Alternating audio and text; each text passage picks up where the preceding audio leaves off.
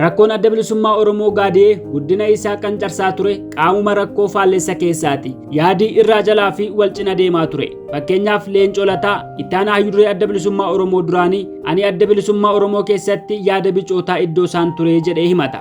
Yaada bicootaa yeroo jedhu yaada warra Itoophiyaa Dimookiraatessuu jechuu isaati. Haa ta'uuti daafii yaada bilisummaa qola yabbuu maratee eenyummaa adda bilisummaa Oromoo ta'eef yaadoti kaan haguugaman.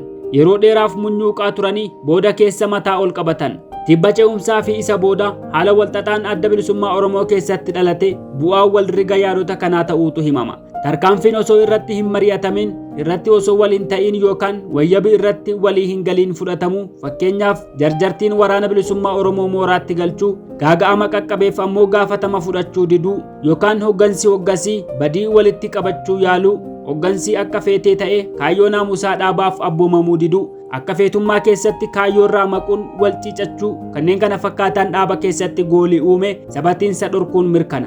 Kun gaaga'ama ce'umsa keessatti isa mudateerraa daddaffiin bayyaannachuu dadhabuu fide. Rakkoo lafquyiin uume irraa ka'ee adda bilisummaa Oromoon hoggansa bahaa fi dhihaatti wal qoodee dargii loluun beekamaadha. Inni kun dhaaba tokko adda lama fakkeesse. Adda Galaasaa fi adda Leencoo. Akka feetummaa fi sabatiinsa dhabuunis haaluma kana keessatti uumamuu danda'e. Kun irra deddeebiin dogoggoroota eenyutu itti gaafatamummaa fudhataan rakkisuu dhaabatti fide. Dogoggoroota tibba ce'umsaa fi boodana dhaaba keessatti uumameef kan gaafatamu hoggansa yeroosii ta'uu qaba ture. Isaan garuu dhugaa jiru saba ofiitti himuu didanii ukkaamsuu filatan. Kun dhugaa saba ofii awwaaluun tokkuma. Dhugaa dhoksuun amala farra warraaqsaati. Dogoggora dabalataa hambisuuf wal sirreessuuf carraaquurra hamaatti wal ciicachuu fi wal dhildiimuutu dhufe. Murni qaacaa jedhamu atakaaroo sana keessaa dhalate addatti of baase. Qaacaan yookiin qaamni ce'umsaa adda bilisummaa Oromoo keessaa addatti ba'uu kan himate bara 2001 keessa.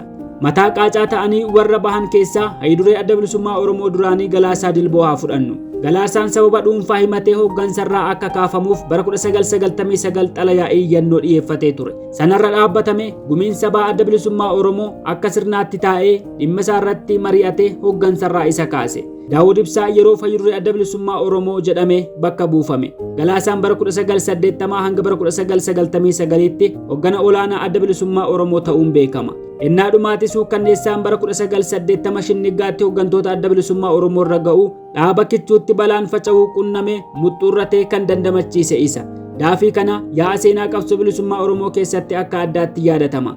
Bara 2001 qaacaa hundeessuun edda adda ba'ee kaasee hanga bara 2002 addunyaa kanarraa boqotuutti garuu Galaasaan yeroo fi beekumsa isaa waan nafii qaburra osoo hin oolchiin dabarse.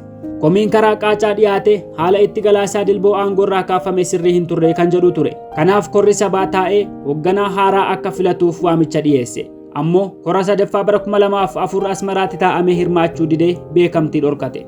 Duuba edda rakkoo dhaabaa korri sabaa haa furu jedhame maaliif itti hirmaachuu didee beekamtiis dhorkate. Amma Galaasaan boolla isaa daadhiin haa guutuu bakka dhugaa jira. Warri hoggas isa faana yaa'an garuu gaaffii kana deebisuu qabu. Addi bilisummaa Oromoo dhaaba ijoolleen Oromoo wareegama ofiin ijaarrattedha. Kan jiraatu, kan qabsaa'u, akkasumas kan jibbamu, kan dhiibamu mirga saba Oromoof jedheeti. Dhugaa kana hoggana dura furga'ee warra isa faana yaa'an dabalatee Galaasaa faatu akka hundaaf galutti qayyabachiise. Ammoo waan barsiisan dubbatanii fi dhaadatan itti buluun amala warraaqaa tokko ta'uu qaba. Yoo kun hin taane sadarkaan seexaa ofii gaaffii jala gala. Qaamni ce'umsaa faallaa duudhaa adda bilisummaa Oromoo deeme seexaa ofii gaaffii jala galche. Jaarsummaan gurguddoo Oromoo daboo itti bahan maaliif milkaa'uu dide? Walta'iinsi bara 2013 adda bilisummaa Oromoo fi qaamni ce'umsaa irra gahan jedhame maaliif akka hawwametti firii godhachuu hanqate? Qaamni ce'umsaa mataansaa lamatti hirame cinaachi tokko hoggaa adda bilisummaa Oromootti deebi'u cinaachi biraan akkamiin alatti hafee dhaaba adda bilisummaa Oromoo tokkoome jedhu dhandhoonuu yaale. Erga biyyatti deebi'ame ammoo dhamaatii maanguddoota Oromootti bishaan naqee akkamiin adda bilisummaa Oromoo irraa qoollifatee biltsiginnaatti maxxane. Boodana ammoo adda bilisummaa Oromoo tokkoome diigame Galaasaa qofti akkamiin filannoo dorgomee barcuma iddoosummaa argate. Karaan qaacaa faallaa moo faallaa miti isa jedhu deebisuuf gaaffilee murteessan olitti kaafaman deebii quubsaa argachuu qabu. Qoccolloon karaa qaacaa furguggifamaa ture ittuu hammeessee dhaaba tokko adda sadii fakkeesse. Adda Daawud, adda Galaasaa fi adda Leencoo.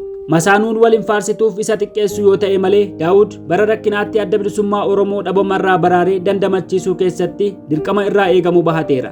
Adda bilisummaa Oromoo Daawud hoggane waraana jabaan furga'ee Oromiyaa dhuunfachuu hanqatuun mirkana. Garuu dhaabbii gabaa halagaatti marmaaree kaayyoo sharafuutti hin hamatamu.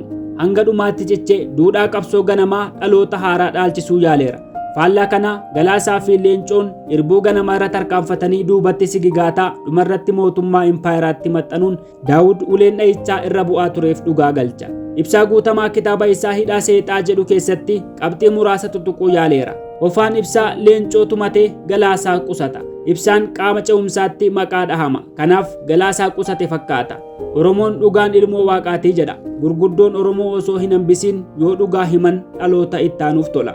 Maraan faallaa keessaa ammayyuu adda bilisummaa Oromoo gadhiisuu hin dandeenye. Dhiyeenya kanammoo murni araarsoo Biqilaa fi Qajeelaa Mardaasaan durfamu adda bilisummaa Oromoo keessaa ba'ee mootummaatti galeera. Qoccolloon gama isaanii kan jabaate edda gameessonni adda bilisummaa Oromoo hedduun hidhaatti darbatamaniiti. Qajeelaa fi Araarsaan wal duraa duuban Federaalaa fi Oromiyaatti kaabinee biltsiginnaa ta'anii aangoo ija qabutti muudamanii jiru. Mootummaan Leencoo, Diimaa, Kamaalii fi kanneen kana fakkaatan ciicatee aangootti butuuf sodaate Araarsaa fi Qajeelaaf hagana harjoomuun waan raajiidha. Madaallii aangoo jaraa adda bilisummaa Oromoo dadhabsiisuuf fageenya isaan deeman fakkaata. Kan qabsaawameef harcaatuu aangoo mootummaa funaannachuuf moo Oromootti ulfina huwwisuufi yoo gaggaba aangoof bahan ta'e duruma Itoophiyoomuu wayya ture. Kan galuun kee hin oolle maaf manni kee oneen mammaaksa Oromooti. Faallaan keessaa uumaa dhaabota hundaa ta'uu ilaalleerra. Seenaan akka mul'isutti EPRP, Meeyson, Qinijiitii fi kanneen kana fakkaatan deemsa irratti wal faallessanii lamatti haballakaman. Mirgaa fi bitaa firaa fi halagaatti wal calalanii utuu wal goolanii jireenya isaaniitti roorrifame. Haballakamanii moggaa lamatti wal fo'aniyyuu yeroof malee kan rukutamuu of kale hin jiru. Muuxannoon EPRP fi Meeyson kana mirkaneessa. Lamaanuu dabaree harka dargiitti galaafataman. Yoo daddaffiin irra hin aanamne qoccolloon keessaa balaa hamaa lubbuu dhaabotaa galaafachuuf gaadudha. Adda bilisummaa Oromoo lamatti haballakuuf dhagaa diinni hin galagalchin hin jiru. Kiyyoo diinaan mucucaatee kan gufate abba tokkee fi gurmuu dhaabicha keessaa luqqifatee kan ba'e lakkoofsaan laayyoo miti. Warri akka tokko yookaan akka biraan luqqifatanii bahan dhaaba bu'aa ifaajee isaanii deebisanii diiguuf yeroodha mahan ni mul'atu. Adda bilisummaa Oromoo diiguutti milkaa'uu baatanis qabsoo saba Oromoo garuu akka malee miidhan. Taatullee adda bilisummaa Oromoo yoo dadhabsiisan malee diiguutti hin milkoofne. Tarii adda bilisummaa Oromoo sababa sadiif dha'icha irra bu'u, dhagaa itti guuramu, eeboo itti qaramu hunda dandamate qoomma'aa fi dagaagaa kallacha qabsoo bilisummaa Oromoo ta'uu mirkaneessuu danda'e. Tokko adda bilisummaa Oromoo dhugaa tokkotu harka jira. Kaayyoo dhumaa inni wareegamuuf dhugaa Oromoo badee bakkatti deebisuu, ulfina Oromoo cabe ol kaasuu fi haqa dabe qajeelchuudha. Kanaaf adda bilisummaa Oromoo dhugaa Oromooti. Dhugaan ammoo ni qallata malee hin citu. 2. Miseensota amanamoo haala kam keessattuu dhaaba isaanii hin ganne kumoota hedduu horachuu isaati. Gama kanaan adda bilisummaa Oromoo carra qabeessa. Yeroo baay'ee keessumaa Habashaa biratti mataan dhaabaa yoo wareegame yookaan gane kan jalaa ni bittinnaawaa malee booree horatee wal qabatee itituu hin danda'u. Yoo mootiin isaanii du'es waraana mootichi abboomaa ture kootama dugudee biraatii ka'utti kooluu gala malee yaada mootichaaf amanamanii dhaabbachuun hin yaadamu. Oromoon aadaa fi ayyamquwiin Habashaarraa fagoo ta'uun hedduun isa gargaare. Habashaa biratti seenaan mootummaa isaaniillee gaafa mootichi du'e yookaan fonqolfame raawwata. Miseensoti adda bilisummaa Oromoo kutatoo beelaa fi dheebuun hin jilbeeffachiifne, qananiin booji'ee harka hin kennachiifne, kanneen Oromoof of kennan garuu Oromoon hedduu isaanii maqaan illee hin beekne jajjabeewwan sanatu haala kam keessattuu dhugaa Oromoo adda bilisummaa Oromoo jalatti tiksuuf dhaaba ofiif waardiyyaa dhaabbatee falme. 3. Kaayyoo adda bilisummaa Oromoo dhaabateefidha. Addi bilisummaa Oromoo kaayyoo ifaa mirga hiree ofii murteeffannaa saba Oromoo argamsiisuuf qabsaawa. Kaayyoon kun bu'uura jabaa Oromoon saba addaa gaaffii addaa qabaachuu ibsurraa ka'a. Namni adda bilisummaa Oromootti dhufu kaayyoo kana dhahateeti. Kaayyoo naamusaa miseensi hundi ittiin masakamu akeeka tokkicha kana. Kanaaf haala hamtuu jireenya dhaabichaa gaaffii jala galchee hedduu keessatti miseensi wal qabatee kaayyoo fuulduratti tarkaanfachiise. Gameessi eessa gahaatti abdatamu adda bilisummaa Oromoo ganee kaayyoo faallessuun mirkana. Gantummaan mallattoo dadhabaati. Mallattoon kun haga uumaa dhala namaa ta'etti dhaaboti hundi golfaa gantummaan rukkutamaa jiraachuun dirqama ta'a. Ka'umsi gantootaa kana jedhanii afaan guutanii dubbachuun rakkisaa ta'uu mala. Garuu ofittummaa, ofirrummaa fi oftuulummaan eenyummaa namummaa ofii yoo dhuunfate naamusa dhabuu fi akka feetee ta'uutti nama geessuu danda'a. Isaan akkanaa amaloota farra warraaqsaa keessaa muraasa. dhaabni kamuu sansakkaa siyaasaa kaayyoo naamusaa ofii keessatti lafa kaawwate keessatti miseensota, qondaalotaa fi hooggantoota isaa abboommachuu yoo danda'e, yaaddoo faallaa keessaa fi gantummaa guutummaatti dhabamsiisuullee yoo dadhabe xiqqeessuu ni danda'a. Dhaaboti siyaasaa Oromoo akka tokko yookaan akka biraan golfaa kanaan rukutamanii godaannisa yaaddoo hamaa ofirratti baatanii deemu.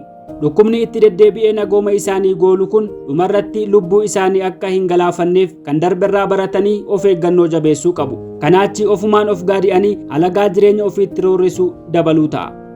Hordoftoota keenya, boqonnaa kana haa xumurru. Faallessi keessaa akka lamaan Oromoo keessatti mul'ata. Tokko dhaabota Oromoo keessaa babahantu akeeka faallaan wal dura dhaabbata. Kaayyoo ofiitti daboo kadhachuuf ammoo sandaaba kaayyoo sana ittiin koinatan lafa kaawwatu. Fakkeenyaaf sandaaba kolonii fi cunqursa biyyaalessaa gidduutti gurguddoon Oromoo moggaa lamatti wal fo'ee wal harkisaa ture. Inni kun akka waan Oromoon waliif hin galle, kaayyoon saba bal'aas akka waan gaggabdoota aangoo muraasa ta'aniin dhandhooname, daafii kana Oromoon akka waan gaaffii addaa hin qabneetti alagaa keessumaa hawaasa sab gidduu biratti hinnatama. Habashaan qaawuma Oromoon ofitti bane kanatti fayyadamte tokkummaa Oromoo dadhabsiisuu fi qabsoo sabichaas busheessuuf dhama'aa oolti. Faarmullis moggaa lamatti wal fo'uu kun dhaloota haaraa warraaqxummaan beekamu birattillee akka mul'ataa jira. Humna saba isaa jabeesse Oromoo irree hin uggamne taasisuu manna Habashaa jala gugguufee harcoyii dantaa corachuuf kan hamuummatu hedduudha. Haalli kun yoo itti fufe bu'aansaa qabsoo sabaatti hubaatii affeeruudha. 2. Dhaabuma tokko keessatti iddoo 2-3tti wal fo'anii atakaaroo yaadaan wal qoccoluu, wal faallessuu fi wal dura dhaabbachuudha. Faallaa dhaaba keessaa kanaan adda bilisummaa Oromoo hedduu hubame. Kanneen kaayyoo faallessan akaakuu lamatti hiramu. Garri tokko warra yaada addaa qabatee luqqifatee bahuudhaan dhaaba dhandhoonnate, garri biraan warra abdii kutatee mootummaatti harka kennate. Akaakuu lamaan kan walitti hidhuu ammoo yaada adda bilisummaa Oromoo irraa maqanii yaada Itoophiyaatti cillaaffachuu isaaniiti. Kanaaf xiqqaas ta'uu guddaa adda bilisummaa Oromoo faallessee leelloo Itoophiyaa kan dhabee fi harkisa isaa kan miliqe hin jiru. Adda bilisummaa Oromoo akka addaatti fudhanne malee dhaaba Oromoo ta'ee atakaaroo faallaa keessarraa kan walaba ta'e hin argamu. Fakkeenyaaf tibba filannoo bara 2005 dhaabaa koongirensii biyyaalessaa Oromiyaa lamatti haballakee goolii hamaa keessatti uume daafii faallessitoota keessaati. Murni tokko leelloo mootummaa abbaa irree argatee murna faallessee yakkeetti duule. Hundeessaa fi hooggana gameessa dhaabichaa birmannaa daboo mootummichaan ugguranii seeraan ala barcuma isaa dhaalan. Koongirensiin biyyaalessaa Oromiyaa dhaaba seera Itoophiyaa itti bulee karaa nagaan aangootti bahuuf filannootti dhiyaate ture. Itoophiyaan yaada isaa irraa bituu diddee alaan moggaatti dhiibaa, keessaan ammoo gooltee jireenya isaatti roorriste. Oromoon akka abba tokkeetti gola tokkeessoo keessaa qooda qaba. Akkuma beekamu golli tokkeessoon sabummaa hin himatu, amantii hin moggaafatu. Impaayerummaa fakmishoo faana dhahan taasifate shaakala abbaa irrummaa dhugeeffata. Kaayyoon dhumaa dhaadhessitoota sirna tokkeessoo aangoodha. Aangoo sirnaatti dhufuuf amanamaa fi jaalbiyyaa gameessa of fakkeessu. Kanarraa ka'anii yaada sabaa hadheeffatu, sabboonummaa xireeffatu. Ilaalcha kanaan Oromoon Habashaa caalaa Itoophiyoomanii harcaatuu aangoo sorobbachuuf faallaa kaayyoo saba ofii dhama'anii jiru. Baay'een isaanii ilmaan sirna Haayile Sillaasee fi Dargiiti. Dhaloota har'aa keessaa yoo hubama eenyummaa qabaate malee timjii sabboonummaarra tarkaanfatee kan Habashaa jala gugguufu muraasa yookaan hin jiru. Kana jechuun garuu xawwalwaallee arrab qareessa Habashootii of dura qabatanii qabsoo Oromoo ittiin faallessuu fi dura dhaabbachuuf dhimma itti bahan hin argaman jechuu miti. Jireenyi isaanii ulee dheeraa Habashaa ta'uurra darbee siyaasa Oromoo keessatti dhiibbaa inni uumu xiqqoodha. Oromoon garuu isaan tuffachuurra dammaqinsaan irraa of tiksuu qaba. Qabxii muraasa itti dabaluuf addi bilisummaa Oromoo irra jireessa hooggantoota isaa kaayyoo bilisummaa Oromoof dhabe. Baaroo Tumsaa, Magarsaa Barii, Gadaa Gammadaa, Abboomaa Mitikuu, Yiggazuu Bantii, Faafam Dooyyoo, Marii Galaan, Nadhii Gammadaa, Mul'is Gadaa, Gammachiis Dhaabaa, Boruu Guddataa, Juukii Bareentoo, Milkeessaa Gadaa, Waaggaarii Ayyaanaa, Ayimed Bunaa, Ayneessoo Waaree, Caalaa Leencoo, Irreessoo Caalaa, Laggasaa Waaggii, Muyee Abdoo, Beeksisaa Seenaa, Daddafaa Dhaqqabaa, Aanannoo Miixee, Badhoo Dachaasaa, Borisoo Boruu, Ayyaantuu Dagaa, Nagaasaa Kumsaa, Guutamaa Hawaasii fi kanneen biroo hedduu gichilloota gaaddisa adda bilisummaa Oromoo jalatti qabsoo Oromoo osoo hooggananii wareegamanidha. Addi bilisummaa Oromoo kallacha qabsoo bilisummaa Oromooti ennaa jedhamu gootawwan akkanaa dhugaa Oromoof dabarsee kennee eeboo fi gaachana sabaa ta'uu waan mirkaneesseefi. Daafii kana akka ayyaana Oromootti odeeffatama. Addi bilisummaa Oromoo ayyaana Oromooti. Jireenya isaatu Oromootti surraa uwwise. Tarkaanfii isaatu Oromootti ulfina deebise. Kanaaf alagaan waan hunda caalaa isa dhabamsiisuuf hirriba dhaba. Dhalooti Oromoo dhaaba adda bilisummaa Oromoo akka qaroo ofiitti qanansiisuu fi hamaarraa tikfachuu qaba.